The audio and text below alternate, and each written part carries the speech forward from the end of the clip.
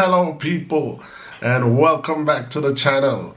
If this is your first time on the channel, a special welcome to you. I ask that you check out the rest of my videos. If you like what you see, give them a thumbs up, leave a comment, but more than anything, I'm asking that you subscribe to the channel. So today I'm going to be talking about child labor in Jamaica and the adjustment that the Jamaican government is trying to make. But before I get into that, let me commend Jamaica on a whole, both governments, JLP and PNP, for the developments that's been taking place in Jamaica, I would say within the last 15 years.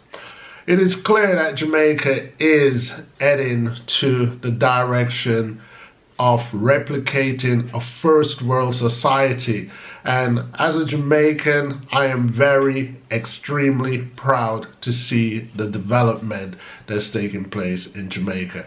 And I'm not just talking about highways and toll booths. There's a lot of sectors that's going on in Jamaica that actually impresses me.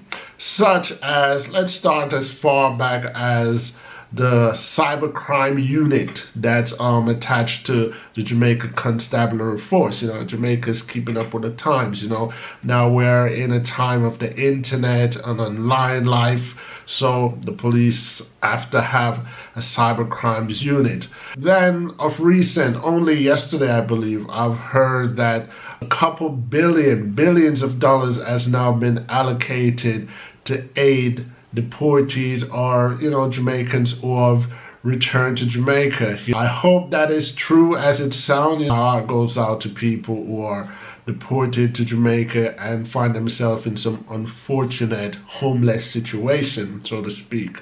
Another thing that I've heard that Jamaica has invested in recently is shelter for battered and victimized women. Thumbs up. You know, all societies need that. And as Jamaica developed into being equipped the same way as first world countries, women and children are our priorities. I'm not saying men are not important, but you know how it is.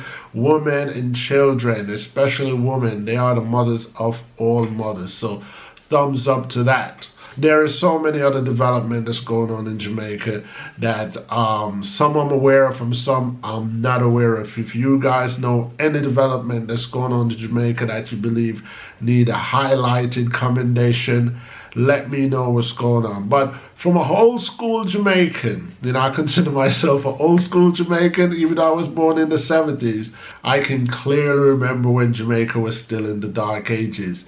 I mean, for example, I attended Calabar High School. And after school, sometime my friends and I will walk to Halfway Tree, you know, just to hang out. And we will walk down Red Hills Road. Sometime we'll walk up Dunrobin Avenue, Constant Spring Road, and so on to get into Halfway Tree.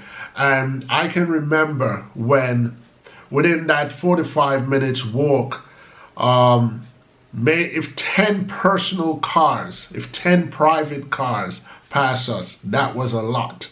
You know, so the most that will pass us is buses and minivans, that's, you know, passenger vehicle, and maybe some trucks that's attached to some company. That's how primitive Jamaica was. A lot of people didn't own cars, you know, and today we have to be widening roads in Jamaica because almost everybody owned cars, and it's a good look, you know. I remember when I first migrated to America, and the block that I lived on, it was like everybody owned a car, and that was like a shocker to me, you know, because coming from Jamaica, maybe one person in the whole neighborhood owned a car, you know. So for all my Jamaican people, you know what I'm talking about. Anyway, one of the new development that Jamaica has came up with recently, in my head, create a controversy. So to make it clear, it's not a controversy in Jamaica. In my head, it was a controversy because as much as I commend Jamaica for its development,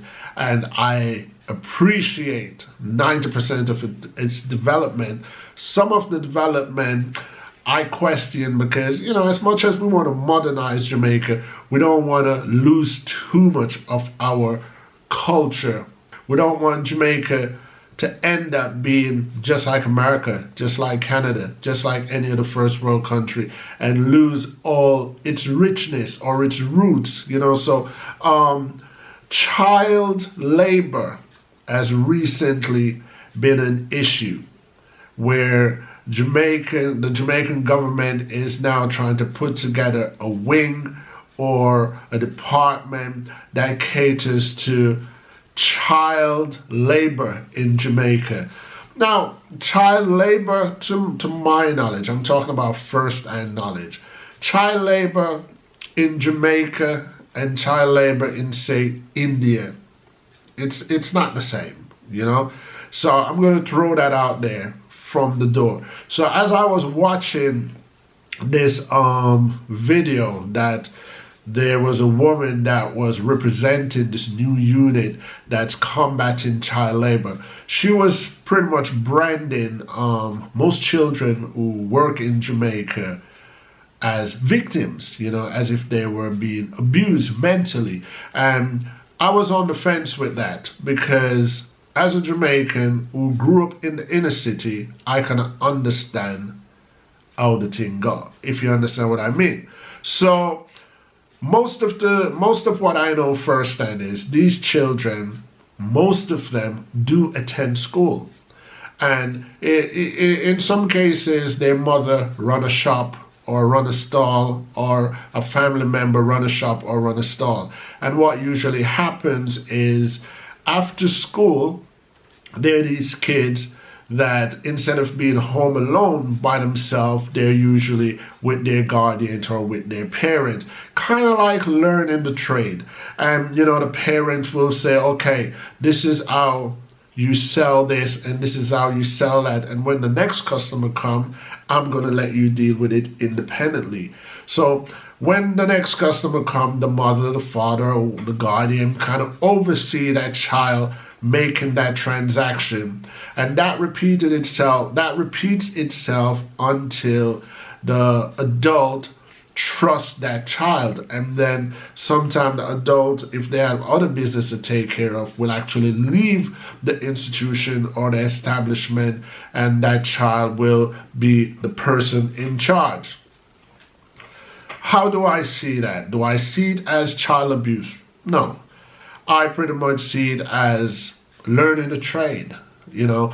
As this woman that's supposed to be the head of this new unit combating child labor and child abuse in Jamaica was talking, she was saying she's not totally against children working, but she wants to take them out of certain environment, in particularly downtown Kingston, where violence can erupt at any given time. But at the same time, violence can erupt anywhere.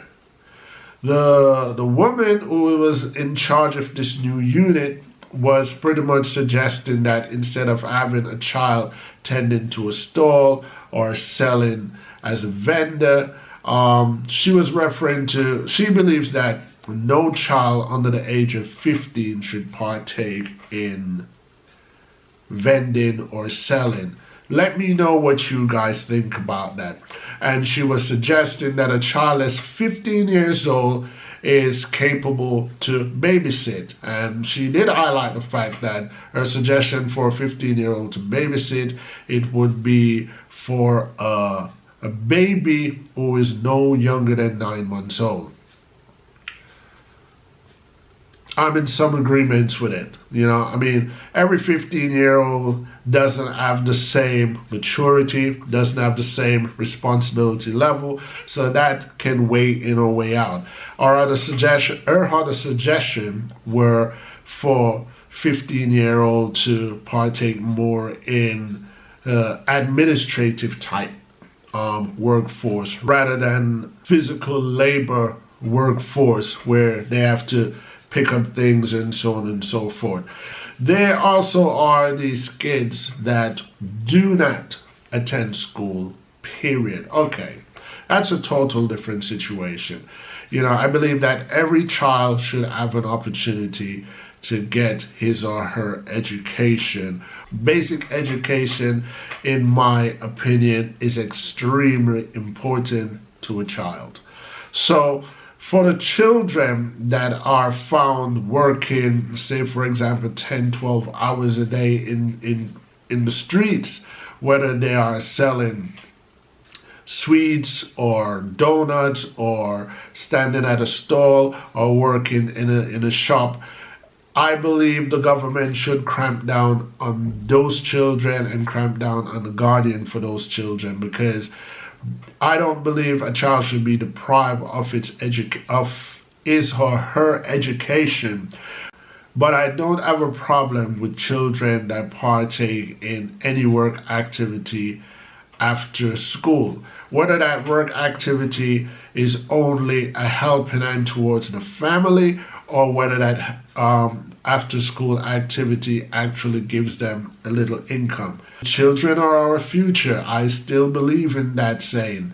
But at the same time, to stop a Jamaican 15-year-old after school from knowing how to weigh 1 pound of yam, that, in my opinion, I could see where that could change the culture of Jamaica and injure the ability of the development of some children. I grew up in Jamaica and I know what it's like, and I know that everybody has to put their hand in when it comes to the struggles of a family. And yeah, I understand that in some cases ages do not matter, but at the same time we have to protect our children and we have to protect the mentality of our children.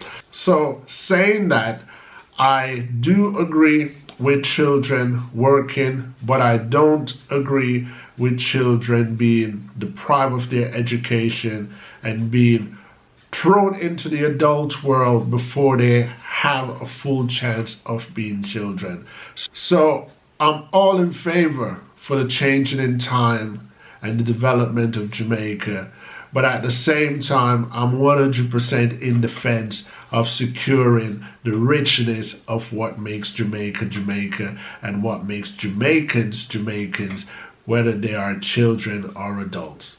Let me know what you guys think. I look forward to reading your comments, and I'll definitely reply where I see it's appropriate.